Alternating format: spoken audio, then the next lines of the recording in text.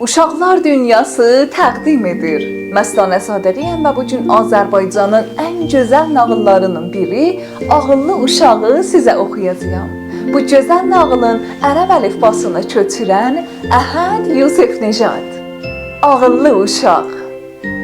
Biri var idi, biri yox idi. Qədim zamanlarda bir kənddə kasıb bir kişi yaşarmış. Yanında da çox ağıllı bir uşağı olardı. Bu uşaq yaşı az olsa da elə ağıllılığı və hazır cavablığı ilə seçilirdi ki, qonşular belə buna heyran qalırdılar.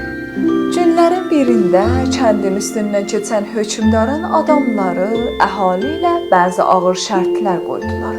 Kasıb kişi bu şərtləri yerinə yetirməyə bilməyəcəyini görüb çox narahat oldu.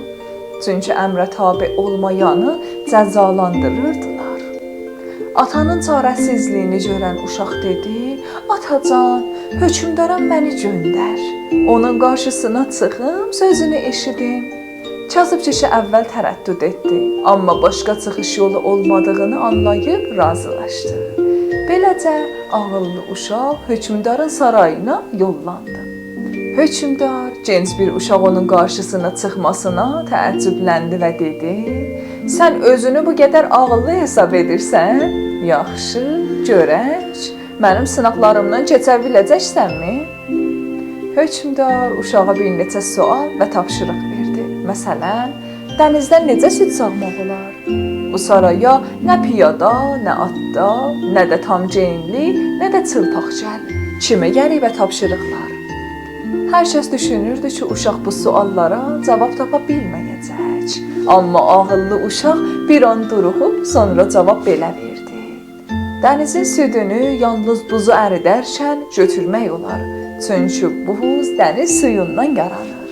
Saraya isə piyada, nə də atda, nə tam geyimli, nə geyimsiz gəlmək üçün mən eşşəyin üzərinə düzətmiş çulda oturaram. Üstümə yüngül torba ataram." Hökmdar uşağın bu hazır cavablığına heyran oldu. Sonra da sonuncu tapşırığı verdi. "Pəs mənə elə bir hədiyyə gətir ki, onu hədiyyədə saymaq olmaz." Ağıllı uşaq kiçik bir quşu götürüb yola düşdü. Saraya çatanda quşu azad buraxıb dedi: "Bu quşu sizə verdim, amma artıq azaddır. Deməli, hədiyyə deyil." Hökmdar uşağın ağıl qarşısında heyrətlənib dedi: "Sən doğrudan da çox ağıllı uşaqsan. Atanı da, kəndi də qoruyacam. Söz ver həmişə bu qabiliyyətindən doğru yolda istifadə edəsən." Beləcə ağıllı uşaq öz zəkası ilə atası və bütün kəndin qurtuluşuna səbəb oldu. Hökmdar da anladı ki, həqiqi ağıllılıq yaşla ölçülmür. İnsanın vicdanı və fərasəti ilə bəllidir. Uşaq bundan sonra da hər kəsə hər kömək edərək hörmət qazandı. El arasında da ağıllı uşaq adıyla məşhurlaşdı.